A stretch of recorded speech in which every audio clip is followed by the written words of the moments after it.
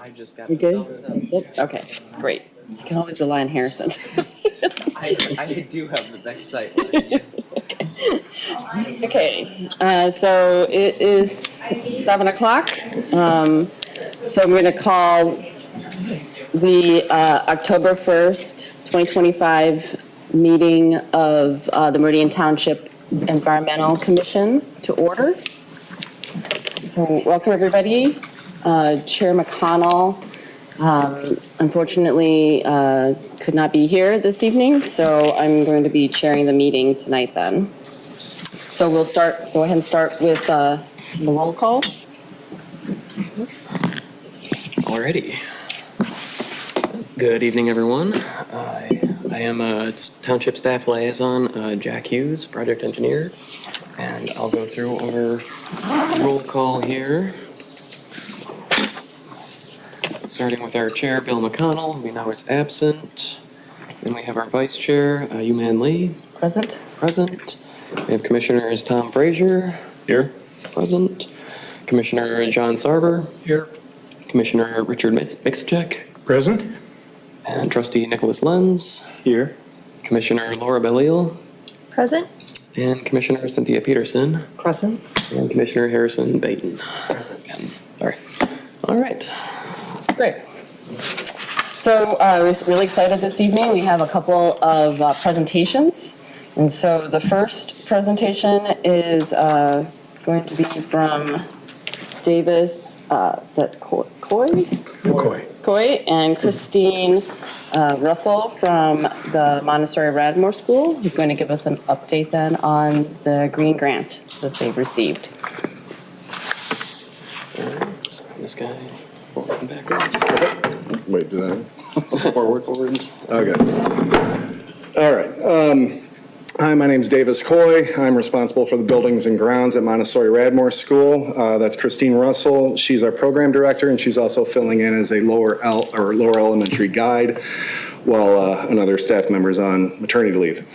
We had the 2024 Green Infrastructure Grant given to us. We wanted to do 4 different things on our property. We wanted some funds for additional pathway signs, funds for some native plants, a CNC machine for student-made plant ID signs, and fencing and materials for a mycology garden or fungus study garden.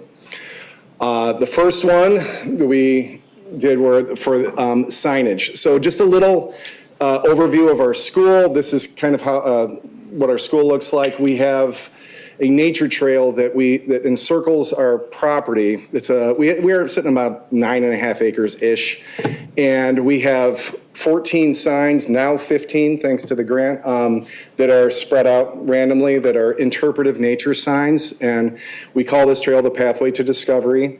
We also have some solar-powered trail cameras that capture some of the wildlife that are on that share our campus, and it's really fun. So we wanted a few more signs. We wanted the 15th sign to kind of complete it. There was a big gap in the trail, and we wanted a little bit more information. One of our signs got damaged in a windstorm that had to be replaced, and then 2 others just needed updating. This is kind of what our nature trail looks like. There are signs along the way. They're low for children height, I guess you should say. Our observation deck is where our bird signs are, Audubon Society. And that's where we try to do a lot of bird observations. There's a lot of different kinds of signs out there, and the kids really like it. There's a QR code on each sign that you can scan, and it'll give you some more information. And we just view it as kind of a beginning. We're always trying to update and move forward.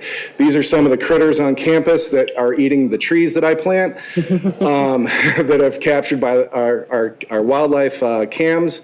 So we have 3 elementary classrooms, and each classroom has its own camera that they can scout and place the camera strategically.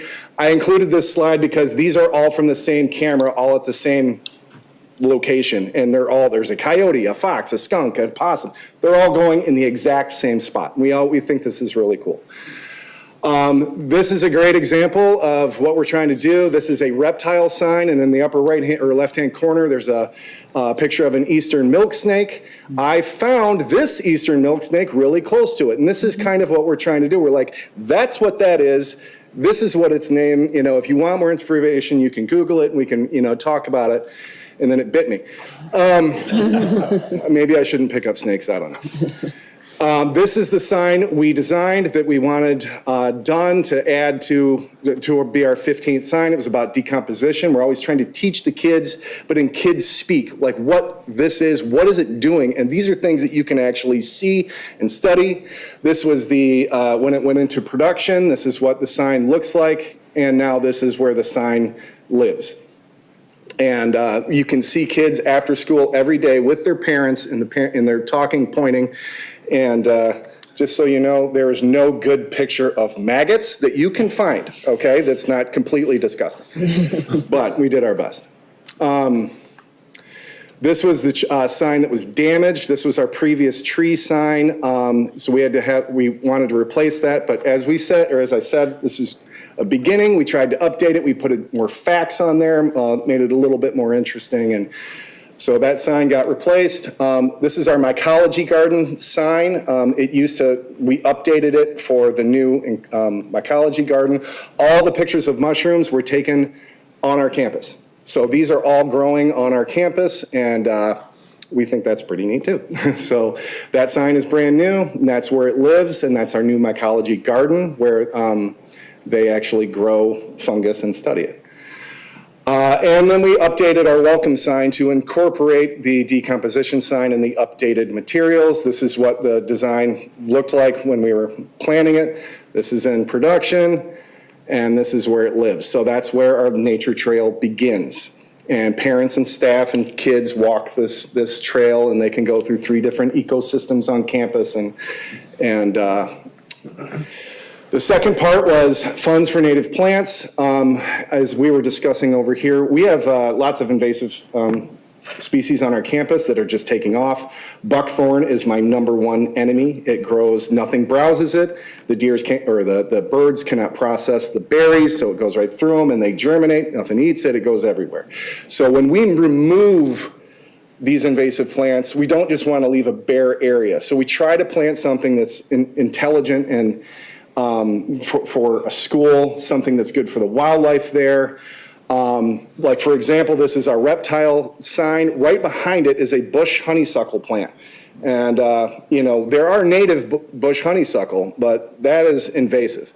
And those are everywhere, and they outcompete all the understory plants. So we've had, as you probably are aware, multiple windstorms that have come through and just taken out mature trees and created just a barren area. And we're trying to replant those areas with trees that are native and beneficial for the environment, beneficial for our community. So this is a picture of some of the elementary kids helping me plant musclewood, which is one of my favorite understory trees. They were actually super helpful. These are one of my primary trees that I'm replacing buckthorn with, because it can grow in the shade, it can grow in dry shade. It's just an overall good native tree. These are some of the other trees that we planted this year. Staghorn sumac, which you often see along freeways, in ditches. Most people consider it a weed. It was a very important tree for Native Americans. We put it in our native agriculture garden, and it's taking off, obviously. There's not much that'll kill that, but so we have, a lot of trees. Our catalpa trees are doing great, except for deer like to scratch their antlers on it, which, what can you do? This was a really fun thing. We wanted parents and staff and students that are walking the nature discovery pathway to discovery to know what they're looking at, to have ID signs that are created by our children and researched, and we want them to have a tactile thing that they can do, but they have to study for it first. So we asked for funds for a table, just a small CNC router that can make wooden tree signs. The kids had to pick a mature tree, a native tree, along the pathway. They had to learn about it. They had to learn the identifying features of the tree, the genus and species, the family name. Then they had to stain. There's a whole bunch of them right here, but they had to stain the boards. They had to cover it with a special stencil that the router would go through. Then they enter the tree facts into a design program, into a laptop. Then it's etched into the sign, and then they place the sign on that tree, and we even let them put their little names on it. So that's their tree now. So this is just some photos of them doing that. This is one of our awesome kids, Elsa. She is preparing these to cut the router in action. That's her sign, and then that's her standing next to the sign that was taken today.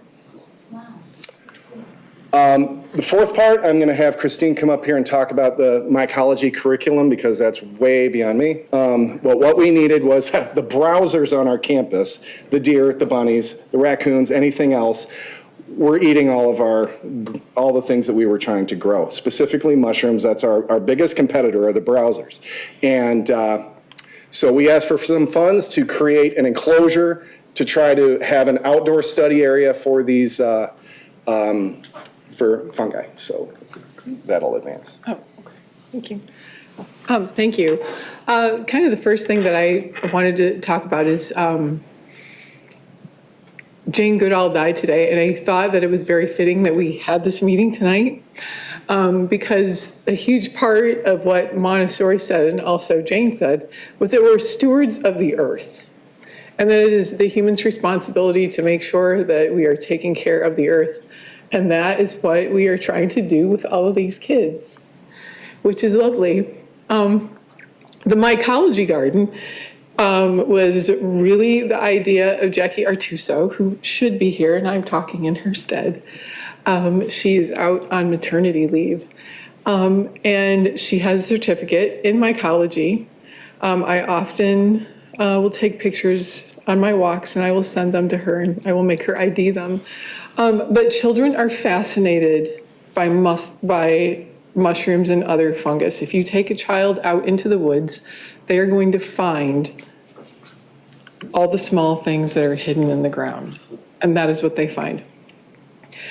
So we thought, well, wouldn't it be great to be able to have one that maybe has a little more control over what they're touching and what they're growing, so we don't really have to worry so much if it's a poisonous mushroom or not. So Jackie was phenomenal. The children, and actually this was when I used to teach, this was my classroom.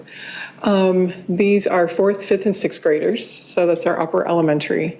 They did a lot of research on different kinds of mushrooms, on spores, what are spores, and it's all embedded in Montessori education, from plant, leaf, what's a seed, what's a seed leaf, how do plants grow, why, how do we watch them, what can we do to preserve them, what do we do to save them? And they were very interested in, because this is very different, because they don't necessarily have roots. How do they reproduce? So we took them on a journey of looking up, well, how do they reproduce and how can we get them to grow? And they found out, well, it's very difficult. But Jackie knew how. And we taught them how to you could take a log and you get to drill holes. They were very excited because they got to use a drill. Under supervision. To drill out the holes. I believe these students in the picture were in 4th and 5th grade. I think so. Yeah. And how to do the plugs for the spores. And we were very lucky enough with the weather, because that's another big one, that we actually got some to grow. What you might see in the classroom is that curiosity. We had some students who brought in some mushrooms. They wanted to figure out what kind of mushroom they were, and of course, if they're poisonous or not, can you eat it? Would it not be a great idea? And we showed them how to do spore prints. And from there, they wanted to see, well, what, those are really small, what do they look like up close? So we showed them how to look at them under the microscope. And then they went out and they gathered lots of different mushrooms and they looked at all those spores. They made spore prints and looked at them. So kind of that in a nutshell, a really small nutshell, is kind of what like the biology aspect of mycology is about. Of course, it's also a gateway to culture, different cultures, medicinal uses of plants, and fairy stories. So lore. And so you can take one small mushroom and you can look at it in various different ways. And that is really what we try to do in the classroom. And we feel that the kids are much more excited about learning when you give them something like this to do. Not just lecturing them in a classroom, but getting them outside, letting them use a power drill, and say, oh, you know what, we need to use oak logs. Oak logs are much better for this kind of, mushroom. And they'll know that forever. And getting them out and we had to, once we built the fence and deer stopped eating the mushrooms, they could actually harvest them and, watch them grow and just be like, oh my gosh, they're already this big, and that was a really fun thing. So we try to take that same approach to all of those things, to planting trees, to, making all these signs and walking the pathway and the cameras and all this stuff. So, are there any questions? Great. Thank you. That is really, really cool. I was like, wow. I wish all the students, could have those kind of experiences. And it's really great to hear sort of what the township has been able to help contribute, with some of these green grant funds then. So, yeah, so we'll open it up now for any questions. I'll make a quick comment. I had the pleasure of making a site visit to the Montessori Trail Walk at the beginning of the year to help evaluate the application that you put in. I thought it was quite impressive. And I think the efforts that you're describing in the program are exactly what we're trying to support. So very good. Thank you. We are so appreciative for all of the help. This has mattered so much to us, and it has been an incredible experience over the last few years to just keep building like this. So, Thank you. I do have a quick question. Just I was curious, and maybe it's not possible and stuff then, but I was wondering if there's any opportunity to share, like to see some of these things, or for like when school's not in session then, or absolutely for the community to be able to also benefit and see some of these cool things that you guys are doing. Yes, and we will. I would love to do that, especially and it can be. I would suggest before winter, before the snow falls, and. Yes, and I would love to take all of you around. It'd be great. Yep. Maybe, one last thing, because we talked about it today, was we started an adolescent program. Oh, yeah. And so what your gift to us is really enabling us to do also is to expand even further and more in depth with the children who are going into 7th and 8th grade. I will not go into the philosophy of adolescent Montessori, but it is much different than what you would see in a public school. And one of the great things about it is they get to do real scientific studies on things that are in nature and part of our world. So, such as water ecology and pond ecology. We have a great pond. We have a great vernal. We have some vernal ponds on our property, and they'll get to do studies on that.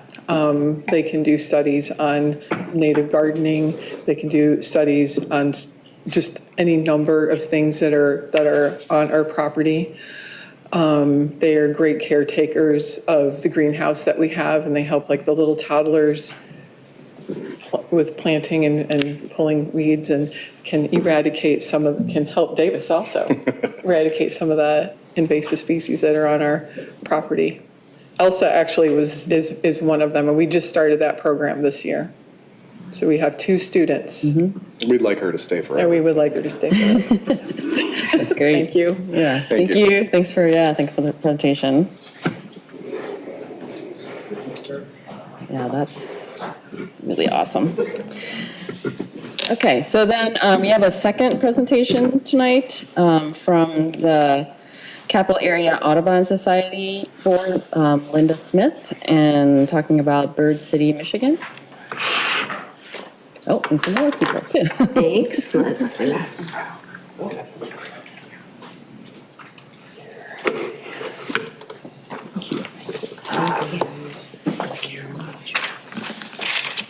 Looks like you got notes. Can you just, I've got my notes here. Can you do? just launch the slideshow? Yeah. Yeah, I could never read my notes. Thank you. We're all set. Forward backwards. Forward and backwards. Oh.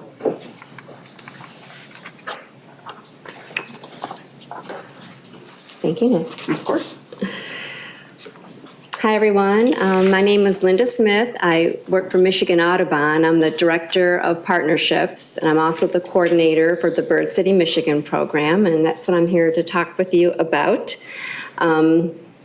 It's a pleasure to be able to talk to the Environmental Commission for Meridian Township, and Michigan Audubon is really in alignment with Capital Area Audubon Society in our desire to see Meridian Township look into becoming a Bird City, Michigan community. So the goal of Bird City, Michigan is to make our environment safer and more welcoming for birds and people. And a bird city is a community that is recognized for protecting birds and their habitat. And an interested community would simply need to work together with like-minded organizations and then complete an application outlining your bird-friendly practices. So actions that you're already taking or actions that you intend to take to protect birds maybe over the next year. And there's many benefits to becoming a Bird City, Michigan community. Just some of those are informed citizens, enhancing community pride, and media attention for being recognized as an exceptional steward of the environment. And then, of course, the main reason for starting Bird City, Michigan would be to protect the birds.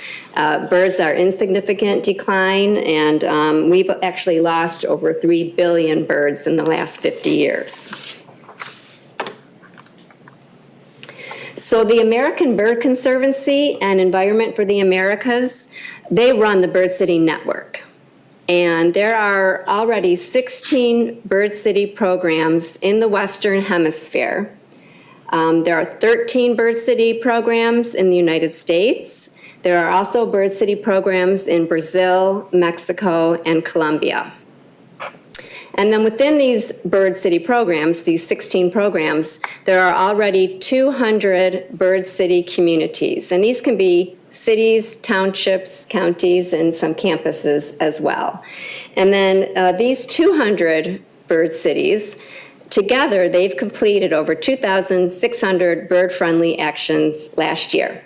And anyone can go to the birdcity.org website and read each of these applications, and it can be really inspiring to read about what other communities are doing. So Bird City, Michigan launched in January, and we already have 4 Bird City communities. We started with the village of Roscommon in March, and then Sterling Heights became a Bird City in April. Ann Arbor became a Bird City community in April, and we launched Iosco County in August. You can read their applications on Bird City, Michigan, birdcity.org/Michigan. And you can also click on their events and tourism tabs, and you can read about their bird-friendly events and programs and their birding hotspots. So I wanted to give you some examples of bird-friendly actions that are on the application. There are actually 95 possible applications in 4 categories. And a community only needs to complete 10 of those actions. So the categories are creating and protecting habitat, addressing threats to birds, educating and engaging people, and promoting sustainability. I'll read through these few examples, and you might recognize that Meridian Township, that your current practices already qualify for a lot of the bird-friendly actions, like your green initiative or your wetland protection policies. And then some of the actions on the application can be completed or fulfilled by your team members, like the Capital Area Audubon Society on events and educational programs. So just some examples. One is a community has created or plans to create a habitat master plan focused on managing natural areas. Another example, educate property owners about invasive plant species and their control. And that's something that the chapter might help you with. Provide property owners with information on how to protect birds from window strikes. Establish a lights out program to reduce collisions during migration season. Celebrate World Migratory Bird Day. Develop a birding checklist for your area and make it available to citizens and tourist outlets, and that might go on your website. Another example, create a community plan to reduce energy use through building design. And then you've got actually the whole list of 95 actions there in that stapled packet. So this kind of runs through what a community would do if you wanted to become a bird city. First, again, you form a team with like-minded organizations. Take a look at that application, maybe make a check mark on the actions that you're already doing. Maybe also check actions that you think you would like to do to improve your bird-friendly actions. And then there's an intent to apply form that you submit. And then one thing we ask is that you do a community resolution, like maybe your commission or city council would make a resolution saying that you want to become a Bird City, Michigan program. And then there's a $200 application fee, and that is used for the giant sign, which I left in my car. But it looks like this road sign right here. Some communities want a really big road sign. As you're entering the community, it can go up, on the road there. Other communities want smaller signs that you could put in different parks. Some cities did like banners in certain places. So there's a variety of things that we can do to help the community know that you're a bird city.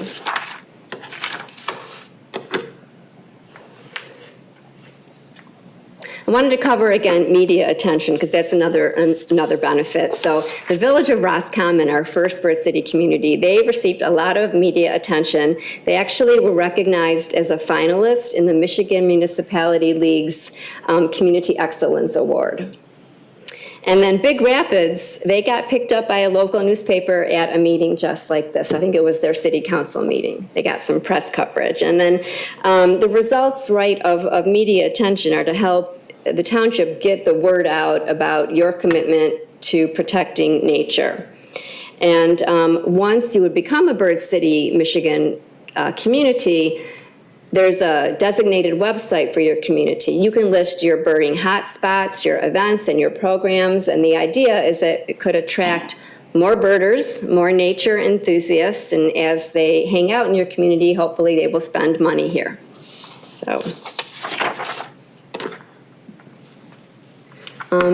So that's basically what I wanted to cover. If you did want to explore Bird City, Michigan, I'm always here to hop on a Zoom call or a phone call, and we can bring in the chapter as bird and nature experts. So are there some questions for us? Yeah. Yeah, I'm just kind of wondering, what do you recommend with respect to cats? Pets and Right. cats. Because I think a lot of us know that, they're a leading cause of bird deaths. Right. I can take that one. That is one of the actions. Yep. Linda mentioned that there's been a really dramatic reduction in bird populations in North America. And number 2 on the list behind habitat loss is feral cats. And, my family, we have cats, but we keep them indoors. And I think that part of this program, we would need to have something on the website to encourage people that own cats. There's nothing wrong with having a cat, but you got to keep them indoors. Because I thought I had, well, they just say that domestic cats are responsible for killing billions of birds per year. It's hard to imagine, but billions of birds per year. So it's, like I said, right behind the habitat loss is predation by feral cats. So, or just not necessarily feral, your lovable pet cat. So, yeah. Yeah, I mean, there's lots of ways you can do that. You can educate the public at community events, or maybe through an e-newsletter or a magazine that you have. Yeah, and you could also pass the ordinance if you wanted to. Yeah, I'd like to see, the township has a great website, and we do have that one green area. Maybe we could have one section in there related to Bird City, just as far as once we get a group together and activities that we could work on together. There's so many people that want to help the birds and wildlife, but they don't know what steps to take, and so this program can be helpful. Yeah. Supposedly 40% of Americans consider themselves bird watchers, if you can believe that. But maybe not hardcore bird watchers, but they appreciate birds, at least. They really notice them. I know a lot of people are probably oblivious to birds, but yeah, 40% of Americans. Other questions? Yeah, trustee Lentz. Thank you, interim chair. Curious with the changing environment that we see here, longer summers, hotter summers, things like that. If you all in the birding community has seen, invasive might not be the best word for it, but non-typical mid-Michigan species come into play here in a way that maybe disrupts the native environment for birding, and what, if anything, can be done about that? Yeah, and I guess I can, my name's Nick, I'm the president of Capillary Audubon, and I guess I can ask first if there's a specific type of invasive you're thinking about? No, I ask because I take part sometimes in native plantings and removal of invasive species, and the air creates an it creates an obstacle that plants do not have. But so I was curious. Yeah, definitely. We can certainly see the effects of both climate change and invasive species regularly, and so far, birding wise, you can see it in species that would come down in the winter, coming down less often because it's just warmer here. That they want to stay farther up. They can't come down, and things that are coming up from the south more regularly as well. Things like limpkin and roseate spoonbills, which are typically seen down in Florida, the southeastern parts of the United States. They've both been more regularly seen in Michigan over the last few years, and so we're definitely seeing the effects of those things immediately. And some birds that may not be migrating as much as they used to in the past that are now tend to stay more year round. So yeah, climate change is definitely one of the reasons why bird numbers are declining. Yeah. So that's something else that we need to work on here in the township, maybe by planting more trees, having a tree ordinance, things like that possibly we could work on as far as the Bird City checklist. Gotcha. Thank you for that explanation. Thank you. Any other questions? What do you envision next steps being if we collectively would want to pursue a Bird City designation? Right. Do you create an exploratory committee? How can the township help in the process? Yeah, I would say two things, well, maybe three things. Look at that application again, look at the 95 actions, see if there are 10 actions in the 4 categories that you're already doing or that you would like to put into place. And then think about what other organizations can help you fulfill those, like your nature center, your Audubon chapter, other conservation or organizations meet, and if you guys want to move forward, you would need to make that resolution. And I don't know if like your commission would make the resolution or if the city council would do that, but get yourself on the agenda maybe for the city council. And you can be waiting for that resolution while you're working on your application. So I think find the 3 or 4 like-minded organizations and have a first meeting, and I'd be happy to join in on that first meeting. Are there still green dialogue meetings? I wasn't sure if those are still happening. Yes. So I could hop on the next one of those and maybe talk about this a little bit and see if anybody's interested in getting involved with that. But I think one of the major things we need in Meridian Township, and that's the number one reason for bird decline, is habitat loss. If we could encourage people in neighborhoods to maybe take out some of their grass and put in native plants that are attractive to birds and insects, that would be a huge first step. So it's just trying to educate our population. I was, as a follow-up sort of to that, I was curious about, since it's the capital area Audubon, is there, what are your thoughts on, whether it makes sense to maybe work together with other communities in the capital area, or do you think it's more, Actually, I think it's best to keep it as small as you can, because you want the recognition for your community, right? Okay. So for Hazlet and Okemos, right? Okay. Because, Lansing should have their own bird city. And when you get media attention, you want them to know that bird-friendly actions are happening here.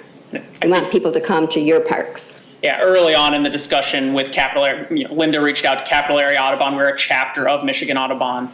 She reached out to us, and we had discussed possible groups we could work with. And Meridian Township was one of the first on the top of our lists of just places that we know are at least somewhat aligned right out the gate with interests of Capital Area Audubon. And, so. And because your members live here, like Charlie. And we meet over in the Michigan Nature Association building, so we have a connection here. Yep. Okay. Yeah. Question. Thank you for this presentation. Very, very interesting. For those that have adopted Bird City and become bird cities, do you have any kind of, quarterly check-in together of the people of the communities that have adopted, Right. so that you can learn best practices and kind of glean, and share those types of. There's a monthly e-newsletter that the Bird City Network puts out. And I always make sure that goes out to the communities that have already become bird cities. And just the village of Roscommon, for example, their Bird City team, they meet on a quarterly basis to talk about what else they can do, and that what they're going to put on their application for next year. And they're calling themselves a bird community now. They're really owning this designation. It's been really fun to watch. So, Thank you. yeah. Oh, and then the American Bird Conservancy, they put out webinars also every month, and so does the Environment for the Americas. They've done webinars on the Lights Out program, bird strikes, and I always send out those webinars to our Bird City communities as well. It's a great learning, and you could actually invite anybody in the community to attend those. Are the webinars then recorded that you can watch? Yeah, they are actually. Okay. Yep. Yeah, so you mentioned the application for next year. So once you become a bird city, is it a yearly reapplication that has to be submitted? It is, yep. And you can update us on the bird-friendly actions that you started this year. You can update us on that next year, or, if one of your items is pulling invasive species out of a park, you can put that on subsequent applications too, if you're actually, holding that every year or cleaning up a waterway. But the intent is that hopefully there might be something new, 1 or 2 new things on each application. I was thinking of something when you said that. I don't remember now, but. I think for Meridian Township, there's already a lot of low-hanging fruit, so to speak, here, the things we're already doing. Emma Campbell has been so active with removing invasive species from our natural areas, and we're doing a lot with solar panels and so on. But I think we should try and have a couple stretch goals to try and achieve those for qualification as a bird city. So we could have the easy ones and maybe have some hard ones too. Any other questions, comments?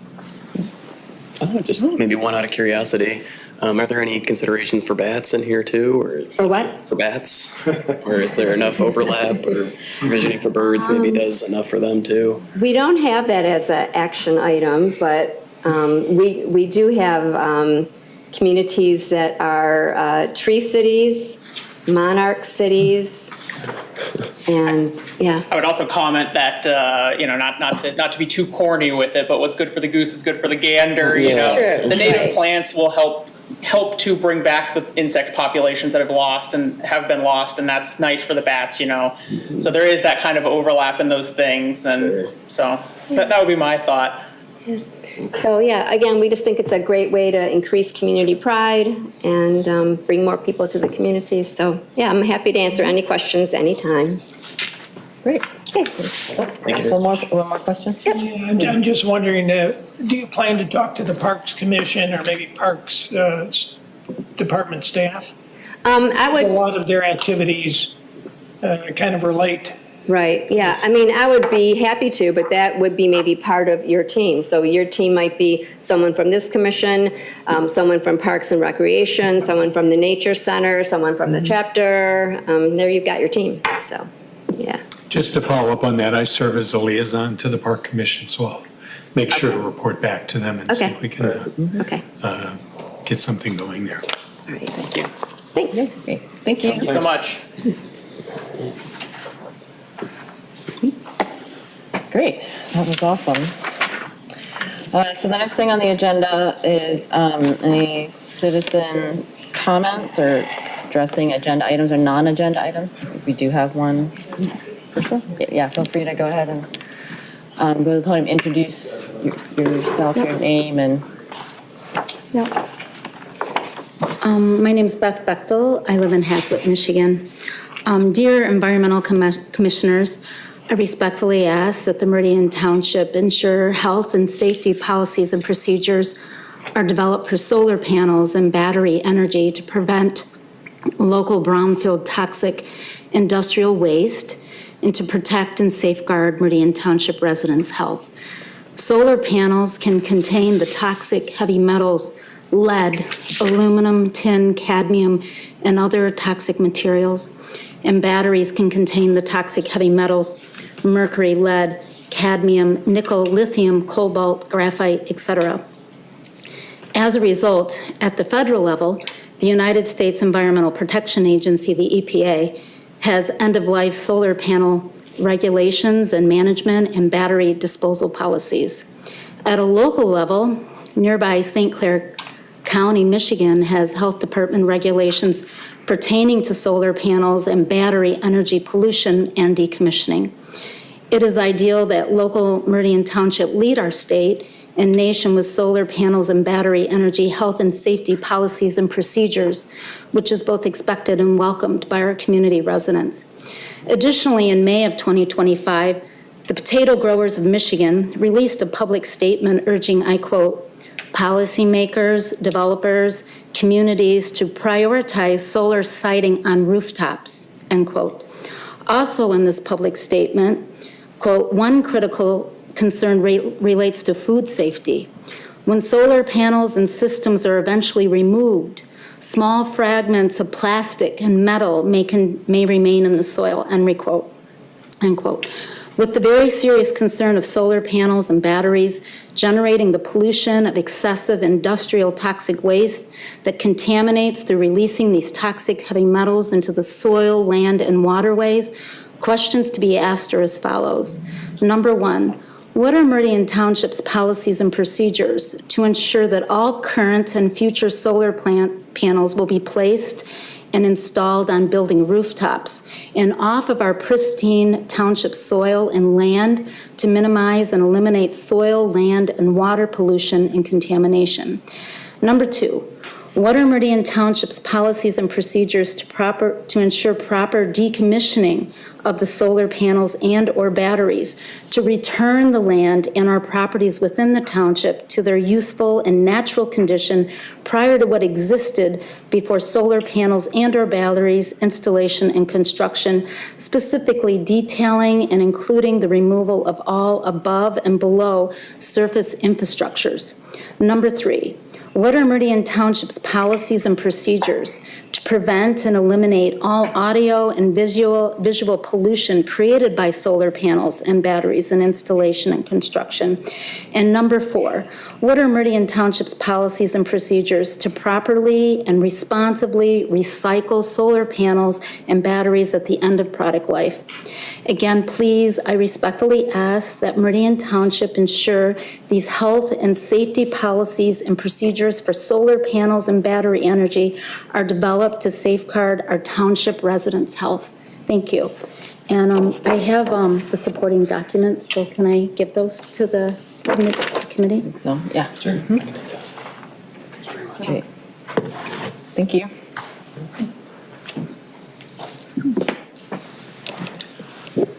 Okay. Great. So next on the agenda is the approval of the agenda. So can I get a motion to approve the agenda? Okay, thanks. Support? Support. All right. Any additions or changes or? Nope, okay. We can dismiss all of our guests here, though. Yeah. Thank you very much, everybody, for coming in. Thank you. Thank you.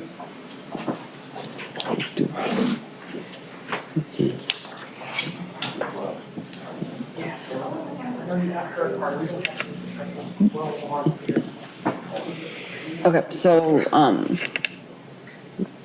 there any additions or changes to the agenda? No? Okay, so we can go ahead and approve the agenda. Then the minutes from the August 6th meeting. Notes on those? What was that? Tom or Richard, do we have any notes on those? Looking at my usual suspects. Any concerns or corrections, so I will move that we approve the minutes. Okay. I'll second. Okay. All right. So anybody else with any changes or comments about the agenda? I mean, about the minutes? Nope. So hearing none, we'll consider the minutes approved then. New business. I don't think we have any new business. And we don't have anything under unfinished business. So we can go ahead and go to reports and announcements. So starting with the staff report. Okay. Alrighty. Yeah, well, it's been a minute. We skipped our September meeting, so it's nice to have everybody back again and almost a full house here. We had a recycling event on September 20th that was organized by our green team, and I hope I'm not stepping on toes here, but I'll just share some of those, the stats there. So we had over 60 volunteers, which was essential to having things run smoothly through the event. It was a new location, so things were kind of in flux as we kind of started up.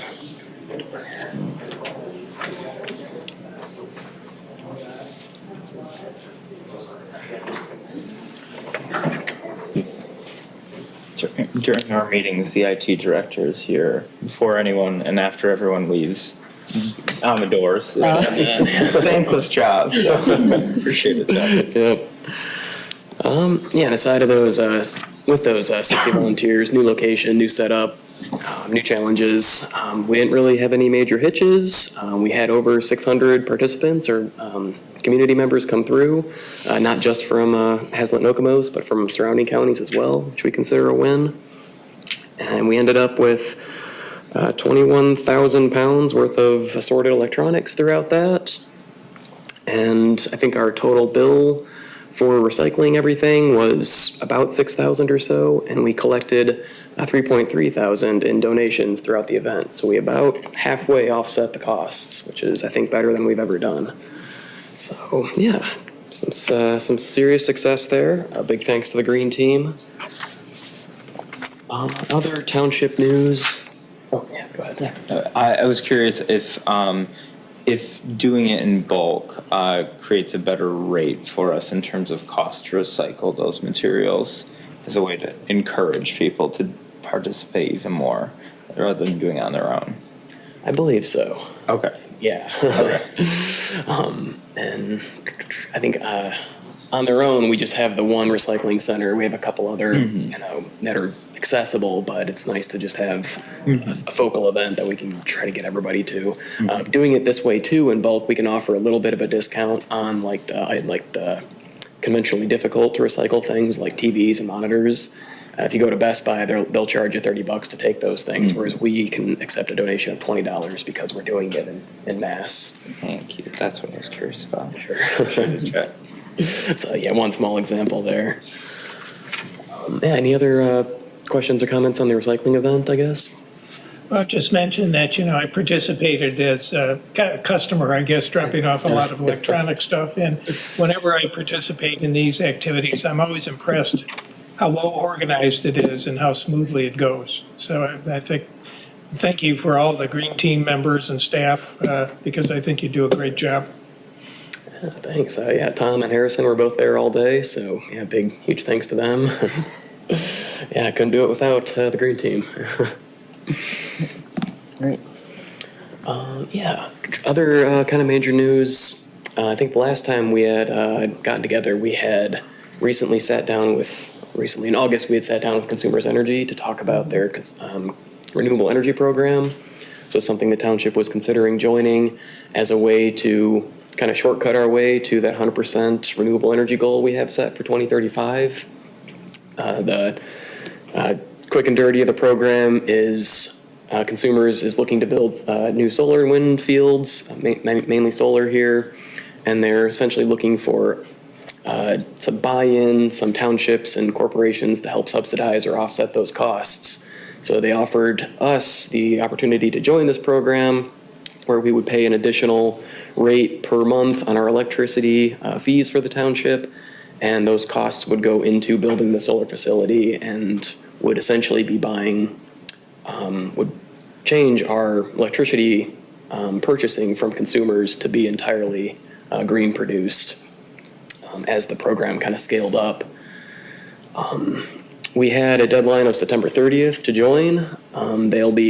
It's a recurring program though. They do, they accept new entries every year. So we elected not to join the program this time. It still leaves the door open in the future. I think we were still looking to scrutinize it a little further before we kind of made this decision. The total buy-in was something like $1.3 million across these 20 years. So it was a major decision, and it really needed to be kind of fully studied and fleshed out on what the long term was going to look like. A major component of that were these energy savings credits that Consumers had kind of projected for us on what kind of financial returns we might see across the program. These would be basically when Consumers produces solar power, they're working with MISO, the energy grid in Michigan, and that market, and they'd be then crediting us based on how well that energy is able to be sold throughout the MISO renewable energy market in Michigan. And if that was going well, if there was high demand for that, we'd be getting credits that would essentially try to offset our buy-in costs to the program. If all going well, we would have evened out maybe 7 years into the program based on the first presentation we got. We'd be paying into it for 7 years and then benefiting from it for the next 13 years. However, all of these projections are based on third-party kind of aggregate studies of this market.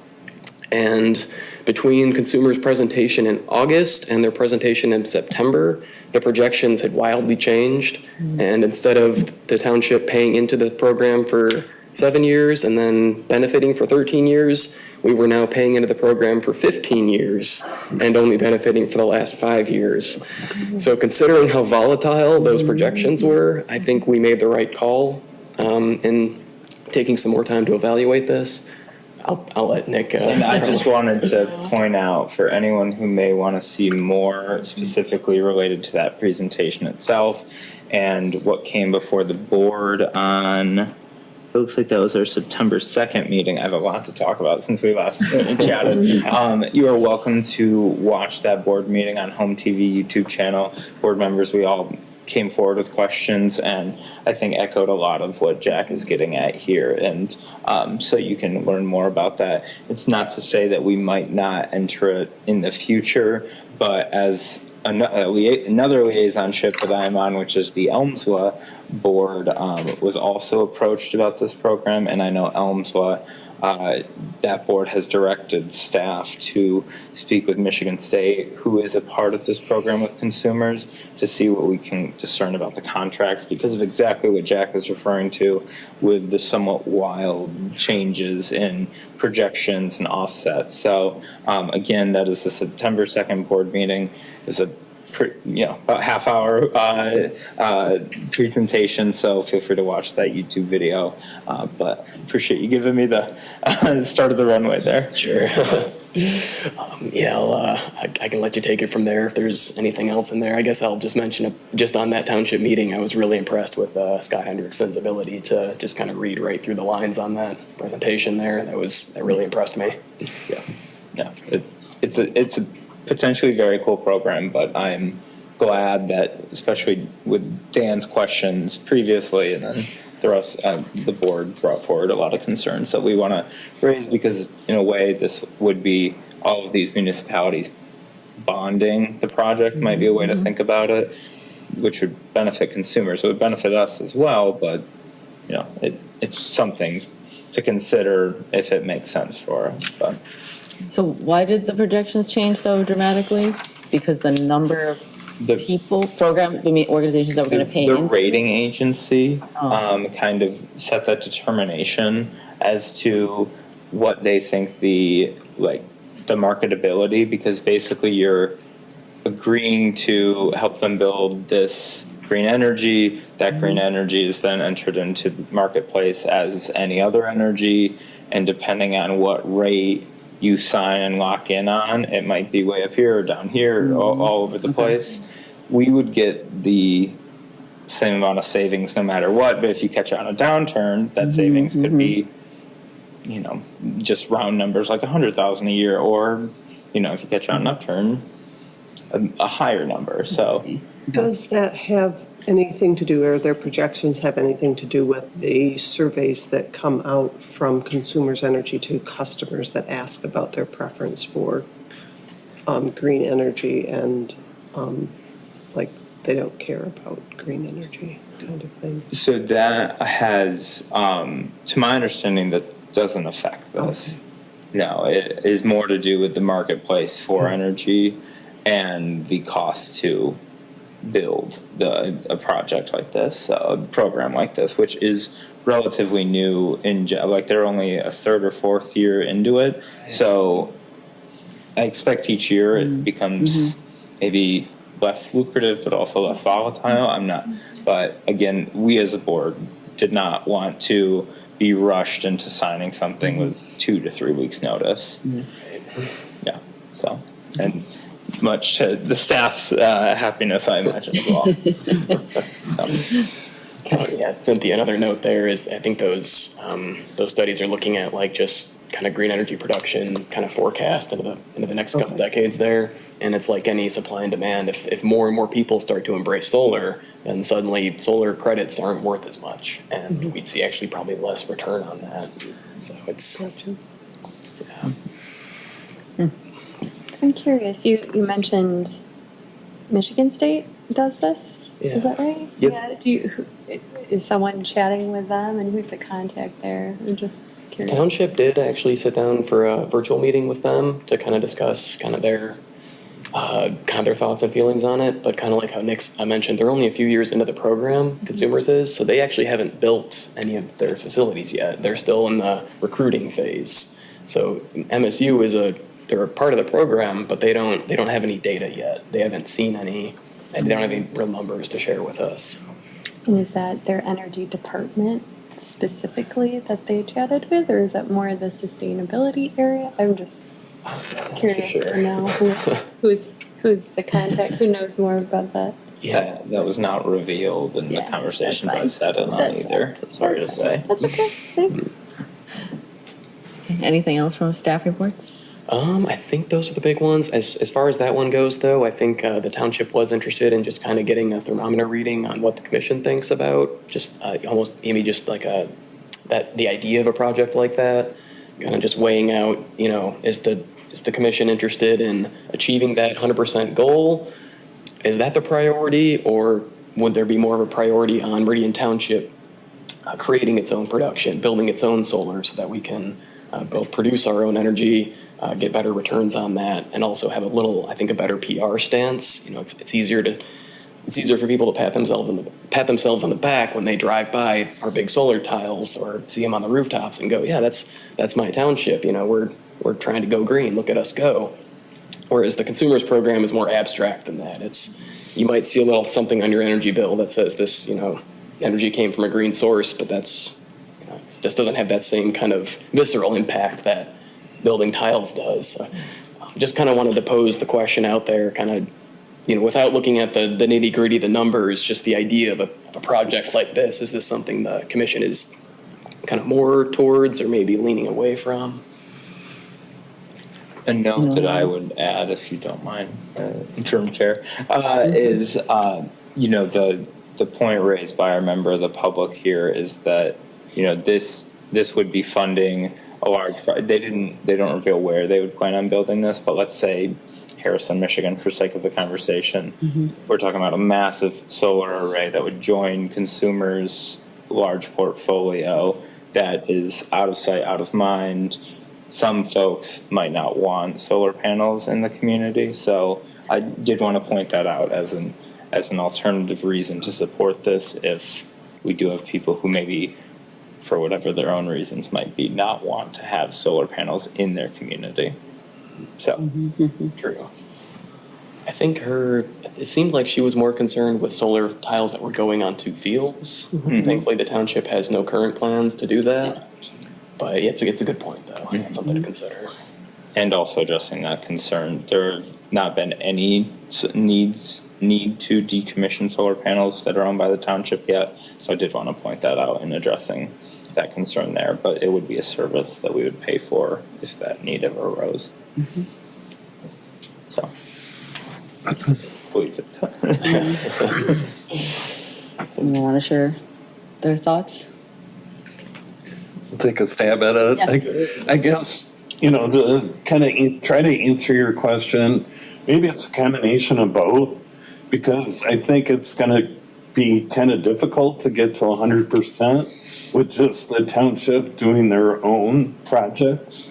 But clearly, based on the numbers that you have and Nick have shared, we want to make sure if we do this go in the future, we get in at the right time and it's financially beneficial for the residents of the township. So.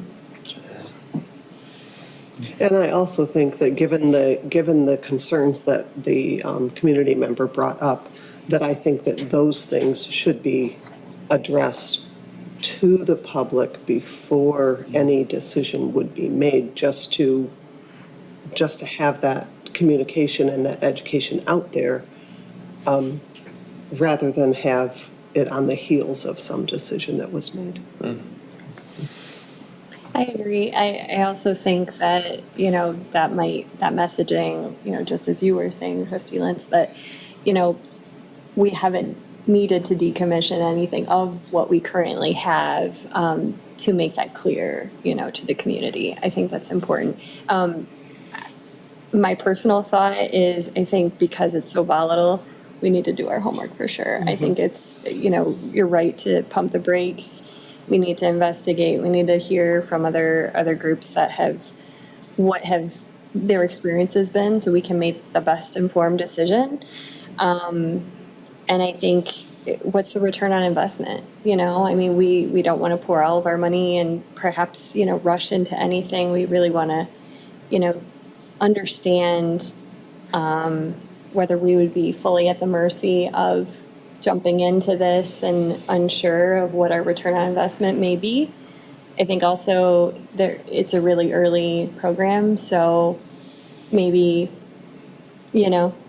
understand a little bit more how things are going with it. The energy team had a chance to talk about the Consumers Energy Program, and Jack was a participant in those discussions, and the energy team raised a number of concerns about the Consumers Energy Program, because it's more complicated than this, but basically, if you have the means to purchase your own solar system, the finances, the economics are much better. Because Consumers Energy has structured a program that's basically advantageous to them and isn't necessarily as advantageous to the customers as some of us would like. But one of the real advantages with the Consumers Energy Program, it's an easy thing to do, because staff puts quite a bit of work into managing, arranging for the solar installations that we have on site. I mean, it's a good investment of staff time because the economics are good and we're going to have a good return on investment.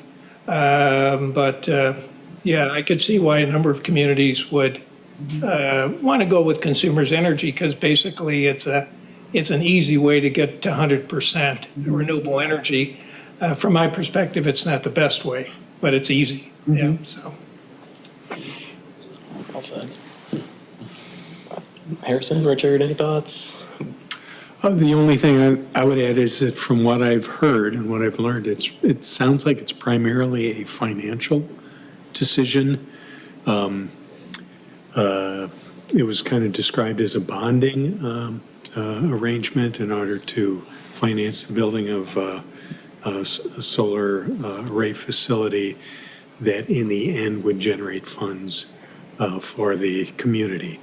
So questions that pop into my mind is, okay, what is the source of the funds that allow us to buy into the program?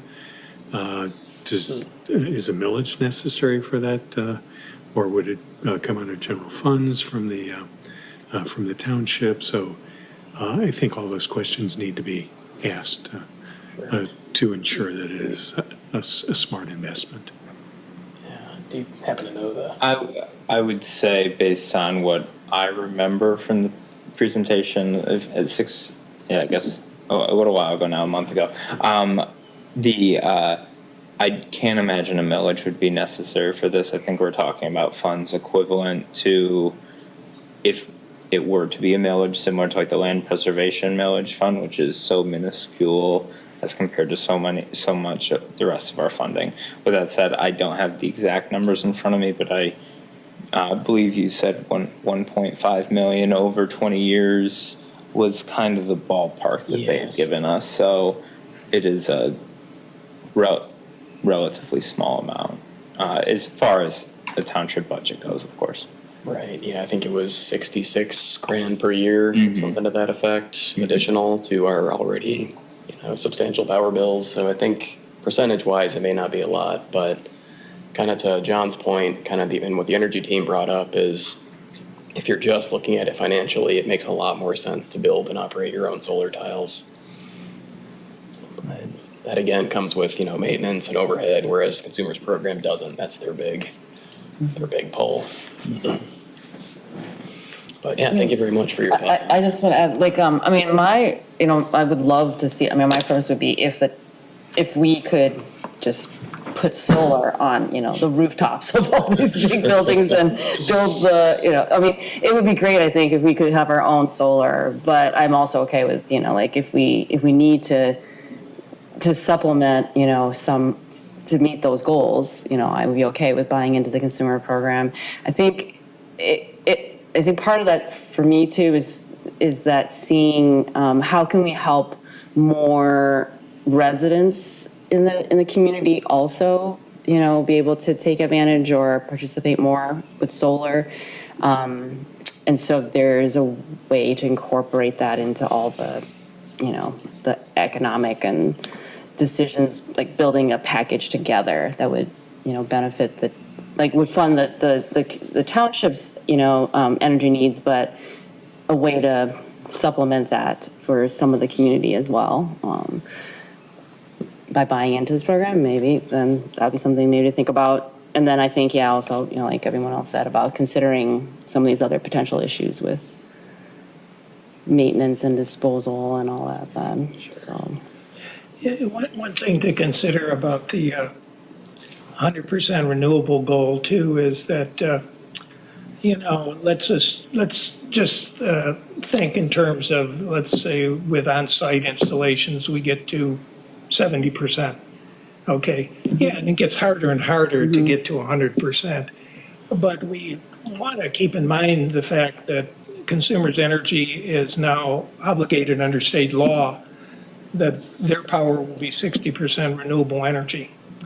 So if we get to 70%, the remainder 30%, in a real sense, 60% of that will be renewable because Consumers is obligated to, whenever they provide us power, 60% is going to come from solar or wind. And so that I think helps us get to our 100% goal because state law is kind of pushing the utilities to kind of help us. Okay. I would hazard this is a major incentivizer for consumers to push this program, as this is helping them achieve their 2040 goal of that. I think it's 40% solar and wind, and I think it's 90% renewables or clean energy, not burning coal. But yeah, the more municipalities, corporations they can get to buy into this program, the quicker they can achieve their own internal goals that way. So have we done an analysis for the township to know can we meet, or how much of that goal can we meet, with, if the township, just did our own solar program? I mean, do we have any analysis that says how much can we actually get there with just our own program? I believe we can cover all of our major buildings, public safety, our municipal building, our service center. The challenge becomes looking at streetlights and lift stations and all the decentralized power demands that the township has, trying to meet those demands. That's where something like buying into a program like this allows us to kind of close the rest of the gap. I see, okay. Well, then I think it really does tie back to what you were just saying then, if we're buying it from consumers and if they're already buying some renewable, then maybe we were.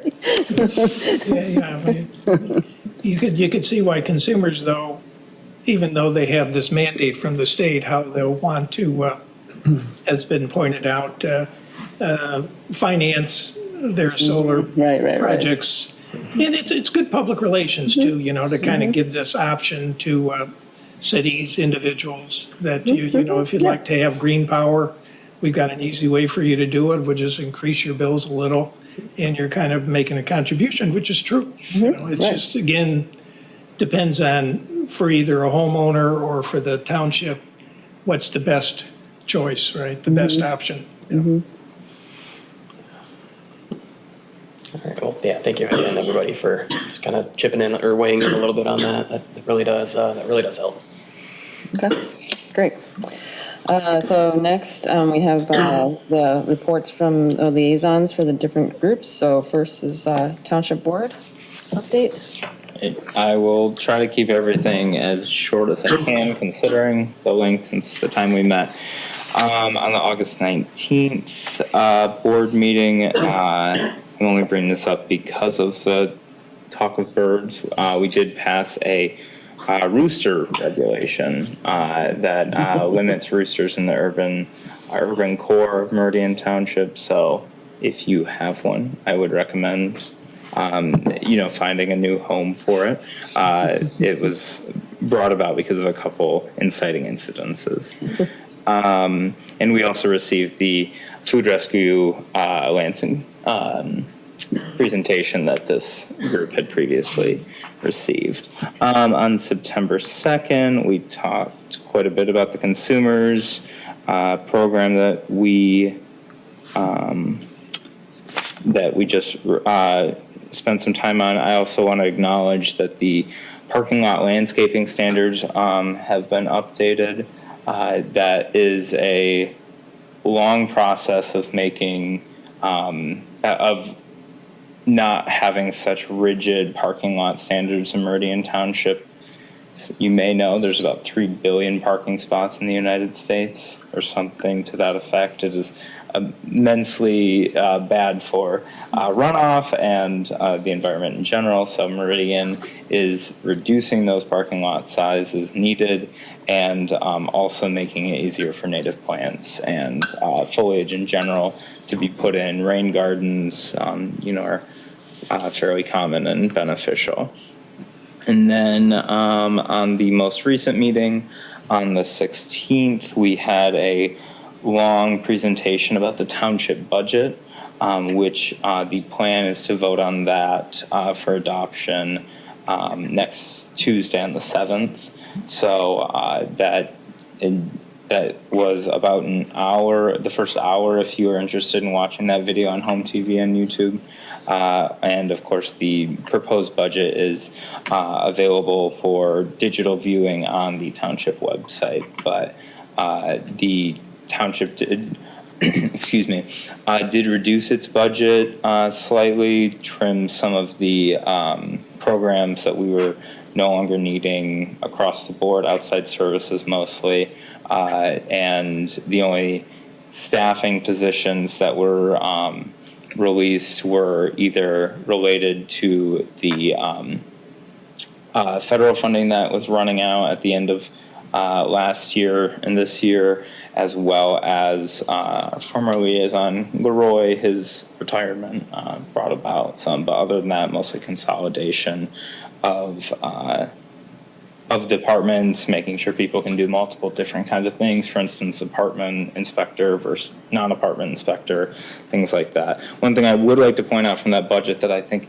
is beneficial, just because of the intersection of environment and water, is there is a proposal to adopt a system that would allow Meridian Township, as a structure in our utility billing, to have a know within 24 hours if someone has a leaky pipe, as compared to the current system where we have to send something out, like a mobile transponder, which receives the information. We would know, potentially weeks after a leak might start in a toilet in the basement or something, and you would have issues there. This program that we're hoping to slowly but surely install on water meters throughout the township, again, would allow all of you to know within allow us to know within 24 hours, and of course contact you all in your home. So that was discussed quite a bit in that presentation, again, if you wanted to watch that. Other couple things, the deer calling program starts today. Mm-hmm. So I'm not sure how many have seen that full presentation. I think it's one of the, for lack of a better word, cool programs that we do in Meridian Township. Mm-hmm. Since its inception, has reduced deer collisions by about 50%. Results in a lot of meat being donated to local food banks, and in general works to not have an overabundance of any population in the township. So that will run through January 1st of this year. And then the other note, I guess we had a listening session last night. If anyone was in attendance, I appreciate your attendance. I did not see any members there, but there was quite a few. It was at it was not in the township hall. It was at the Lutheran Church in Hazlet. So, but other than that, Harrison, I wanted to say, in my capacity on the Elmsla board, which is the East Lansing Meridian Water Sewer Authority, I was told if you know of any environmental clubs who want to come take a tour, which I do through this capacity, to pass that along. So if you're at any point interested, they would love to give a tour sometime. It's a really interesting intersection. Meridian, Elmslaw is the only facility in the country to have at one point been considered groundwater, then reclassified to surface water because of stricter regulations around what makes the difference, and then through their own actions been requalified as groundwater, which is a better system and leads to less contamination. So it is a well thought of program. So That's amazing. yeah, so like I try to keep it as short as I could, but that's what I got. If anyone has any questions, happy to. Yeah. So I had a question, and it sounds like we're probably behind the 8 ball now. So I haven't been on this commission long enough to know the green grants and the climate sustainability fund. Do those funds come from the township budget that we have to? My understanding, we have to specifically like request and get that put into the budget, right, every year. So we missed that then for. Is that correct? No. For this year, or I don't know how. I believe so. No. It is, there's a $5,000 reduction this year. That was one of the programs that was proposed to be reduced, but the green grants are still planning on being in place for next year. Oh, okay, the green grants are, okay. Yes. But just. And the climate sustainability funding, You know- if that's. That was not a part of this budget, I believe. Apologies. No, I don't believe it was. Okay. Yeah, so, and every year it seems like it's a little different, because I always seem to miss it. Maybe we can, for next year, like, try to start talking about it earlier, so we can, see if we can propose some funding. I think there was also some talk about there is some money left over potentially still from the 2024 Yeah, and 2025 funds or something, or for the climate sustainability, so I don't know if there's a way to look into that, if we can find out if there are any additional funds or not. I guess I lost track of where, because then we also talked about that other project with the rain, right, the bioswales, right? So was that from the climate sustainability funds then? I think, yeah, we'd be looking at utilizing some of the remaining funds from this year, because I think there's 24 grand or so in carryover. Okay. So I think that would be like, we actually met with Spalding to Decker, the engineers in charge of kind of doing our road design a couple weeks ago. And they'd be looking at doing some surveys over in that Columbia street area that floods so routinely. And I think some of that funding would go towards the like topographical surveys and water hydrology, watershed analysis they'd be doing over there. Okay. Is that something you could look into then potentially, and Yeah. maybe bring it back to us at the next meeting, and so we have an idea of whether we have the ability to fund any projects with those funds this coming year?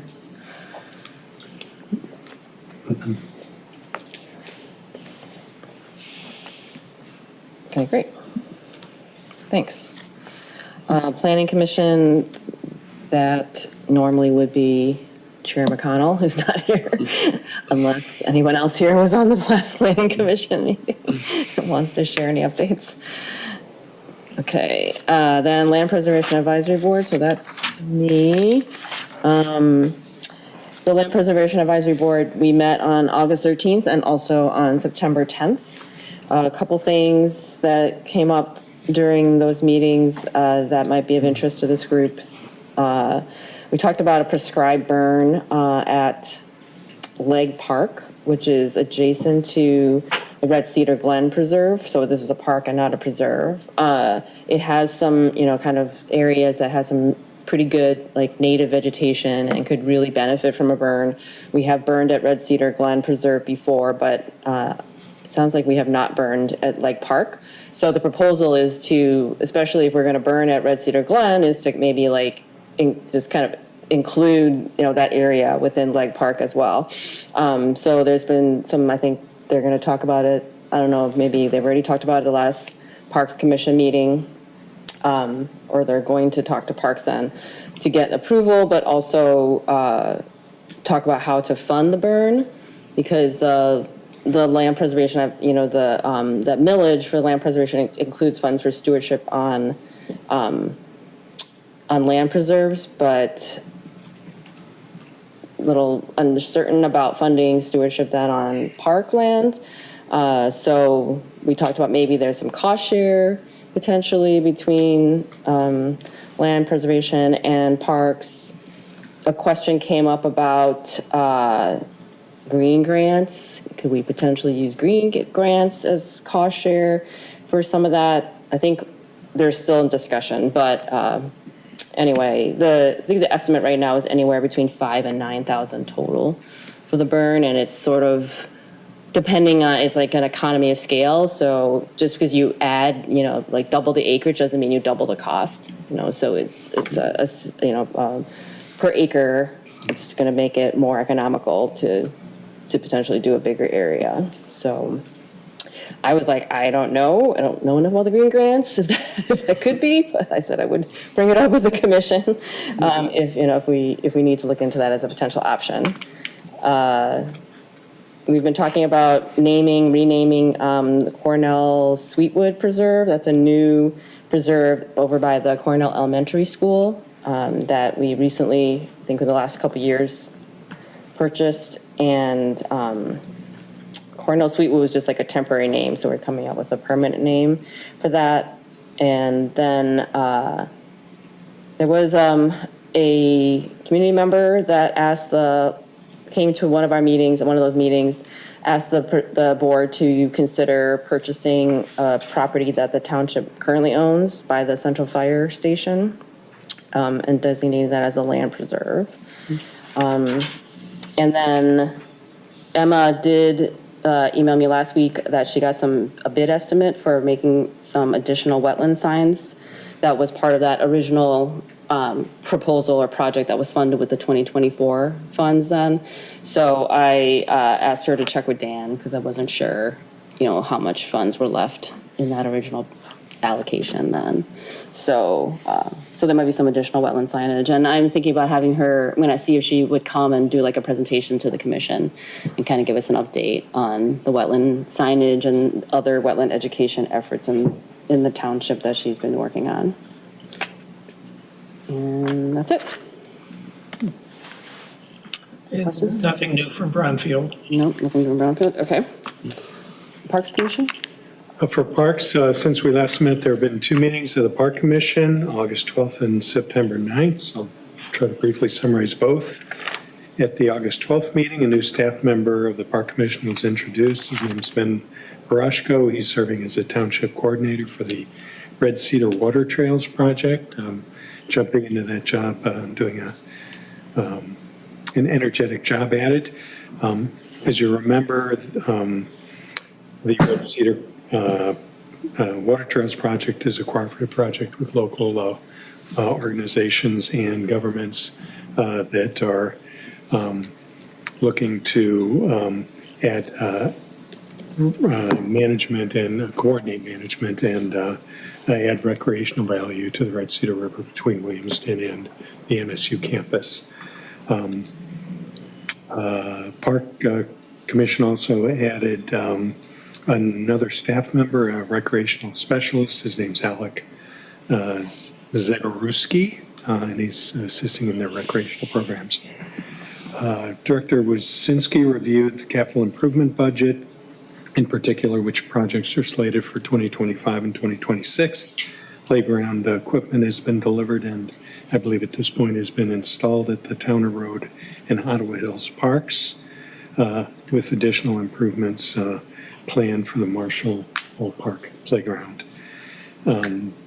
They've also completed restoration of the baseball field at the Towner Road Park. Planning is underway for kayak launches at the Harris Nature Center and at Wanch Park. Planning this year in 2025, and construction, I understand, will begin in 2026 on those kayak launches, those 2 sites.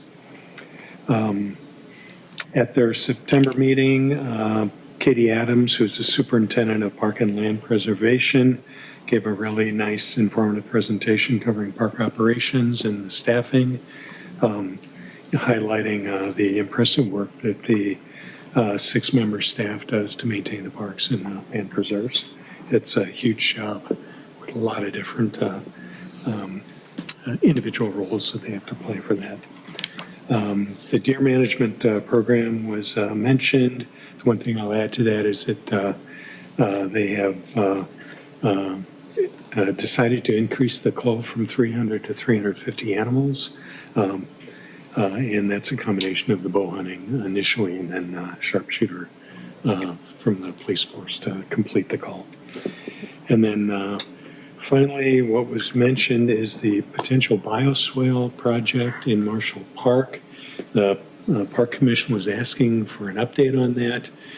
So any additional information you can provide us with, and that we can communicate to the Park Commission about what the calendar will be for doing the survey and any improvements that are made as part of that project. Sure. So that's it from the Park Commission. Great, thanks. Any questions? Just one, Richard. Yeah. That 350 number, that comes from the DNR, correct? That's not a... Yes. Okay. It was essentially, I think, a request to increase the number of tags that they would issue, and it had to be approved by the DNR. Okay, great. Yeah, I should have asked that in a better way. For those who aren't aware, the DNR is the one who sets the amount that Meridian is allowed to call. It is not a decision made by us. Yes. Yeah, thank you. No, thank you. I should have asked it better. Apologies. Okay, so updates from the different teams, energy team. Yeah, in addition to talking about the Consumers Energy Program, we got an update about the Solarize program from Absolute Solar, who's the solar installer. And they had 7 contracts signed, and so all the participants will get a 7% discount.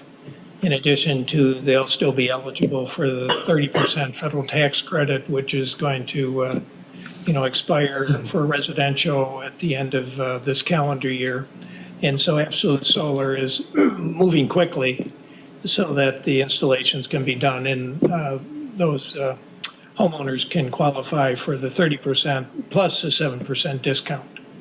And so there's been some discussions about, what kind of program should we have next year with Solarize, and how do you kind of promote residential solar without a decent federal tax credit. But the federal tax credit is still going to be available to commercial nonprofits. And so that will probably be an emphasis for next year. And that's it. Okay. Thank you. Green team?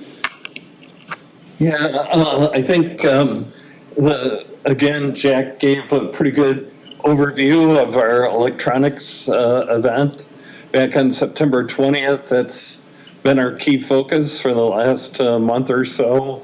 Just a couple of things to add to that. Consumers Energy was involved with that as well. So I think we're going to get numbers by the end of this week, but they did recycle or take back for recycling numerous small appliances and did offer customers new energy efficient dehumidifiers as part of that program. And then lastly, we also took in several bags of coats, winter coats and boots for those in need for the upcoming season. And I just want to thank Jack for really pitching in this time. We've had Leroy in the past, and Leroy helped organize this event as well and was there also, but Jack, I think, got his feet wet this time and really pitched in and did a lot of the organization and on-site work. So I know the Green team appreciates that. That really concludes our Green team events for the calendar year. We do hope to have a full schedule again next year. And hopefully we'll be working with Jack and to get many of those events underway. So thank you. Great, that's awesome. That's such a great event, recycling event. Thanks for all your work. Food and composting team, I don't know if we have, I'm never really sure who is the representative for that team. Okay, green burial. Yeah, Green Burial Team, they've been trying to get a time when all of them were available and they could present to the township board. But my understanding is that it is scheduled for next week, next Tuesday, October 7th. So they are planning to do their presentation to the board at that time. And hopefully we'll get some input at that time from the board as to where that may go in the future. So, thanks. Great, thanks.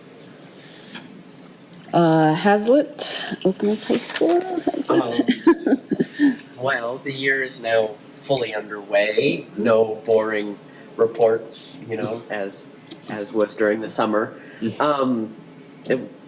kind of started off swinging. So each of the different things that I'm in have been doing various stuff.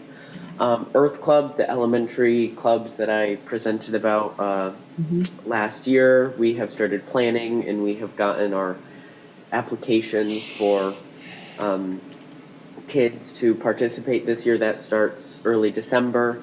We have almost 50 applicants for one of the schools, which is amazing, way more than we can support, but it really is nice to see so many kids being interested in it.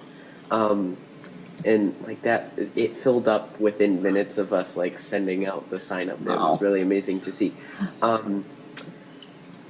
One of the more major things that I've done is I had the opportunity to go to a climate summit run through MyCan and Eagle, and that was a great opportunity. It was at the Lansing Center. There were various panels and speakers that I was able to listen to, and then there was a kind of a follow-up, a secondary thing to that called Capitol Day the following day. It was at the Capitol, and it was a day to lobby primarily. So I got the chance to speak to state reps and senators about kind of making sure that sustainability in environment and climate is on their mind and something that they're thinking about. And I went with a youth group that I'm a part of for the state. And so it was great to see representation and people who are interested. But I also presented with a good friend from our school on the Capitol steps, and we gave a speech just kind of telling our story to the lobbyists who were there, like why we're doing it, like why we're interested in the environment and making sure it's protected as best as possible, and kind of climate education, which is the lens that we come at it with. And so that was a fantastic opportunity. Sustainability Club at the high school, we are doing a flower fundraiser. Just it ends, I guess, tomorrow. But we for homecoming, which is this weekend, we let kids purchase flowers throughout the high school, and then we pass them out. And so generally, people will do it for their date or whoever they're going to homecoming with. And flowers, nature, it's a good connection, but it's a good way for us to raise money. And so we go out and buy flowers and then pass them out. And so that's always a good start to the year, and that's been going well. We also have the schools, the overall school, the Hazlitt Sustainability Team. Yes. That's school-wide, which has members from all of the different buildings, teachers from all the different buildings, the superintendent, associate superintendent is usually part of it also. And this year, our meetings we launched this in January of this year. So last school year, we only met from January through May. This year, we have a full year of meetings, and last year, we met always at the superintendent's office.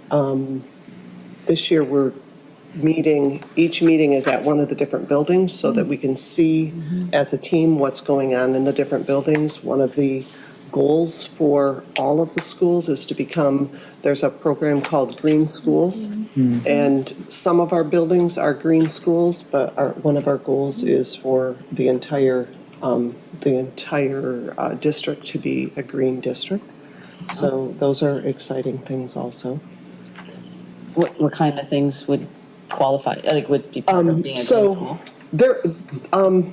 There's a lot of things like, for example, all of the buildings participate in recycling, paper recycling, that counts. We also do things that we can move toward would be compostable trays and things in the cafeterias, composting our food waste, or doing an analysis and even moving toward that.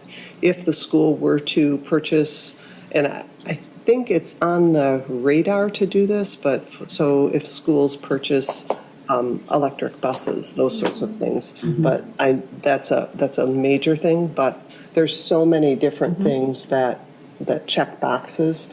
And this is a statewide program, and Eagle usually has last year at the Michigan Science Teachers Association, they had one of their presentations where as teachers you could go and learn what all of those criteria are, and they would actually help you go through the steps to get your application. It sounds like it's a similar process to the whole Bird City and Michigan thing, but it has its own criteria. So that's also exciting is that group that's working on the district level. And it was great last year, and it just seems to have the same amount of momentum as it did then, which is always a worry. At least I was worried about, the transition from summer. Would we lose steam? Would we be less interested? And we still have a great group of people. And as for the green schools, there's like different levels in different subsets of criteria, and you have to meet aspects in each. And so it's like technological stuff and electrical, that sort of thing. And then there's stuff with recycling and composting. And so there's these different subsets, and you have to have a certain amount from each to get a certain level. And so our middle school and both of our elementaries, not the lowest. Yeah, I don't know. I don't know for sure if both of them, but at least one of them. 3 of our schools have the middle school for sure, but yes. And some things are very simple. So, for example, in our building, one of the teachers has a program with some of the students where they have old T-shirts that they've repurposed into erasers for the whiteboards. And so this group has a bin that is clean cloths, and when they're dirty, you put them in the dirty cloth bin, and this group launders them and brings them back. So that saves a lot of other things, and it repurposes some cotton stuff that ends up not in the landfills. So simple things like that, which you don't think about them counting toward this green school thing, but it counts. So some of the things we're already doing, and some things we have to figure out what else can we do. So that's great. That's really awesome. Those are the kind of things that'd be great to highlight, and more people in the township or other schools know about. So that's awesome. Okay, next is any comments from the public? There are no public here, so we can skip that. Any other commissioner comments or? Did forget to mention one thing. I'm sorry. And just a plug, the Meridian Heritage Festival is this weekend at the historic Meridian between 10:30 and 4. Depending on if the Tigers win or lose tomorrow, there is a historic baseball game happening. So you might get to see a maybe better brand of baseball than what they showed today. But it is a fun festival, so I recommend. Great. Thanks. Okay, anything else? No? Okay, so we can adjourn, right? Thank you. Thanks, everybody. Smash the gavel. Move to adjourn. I don't know. Do we normally move to adjourn?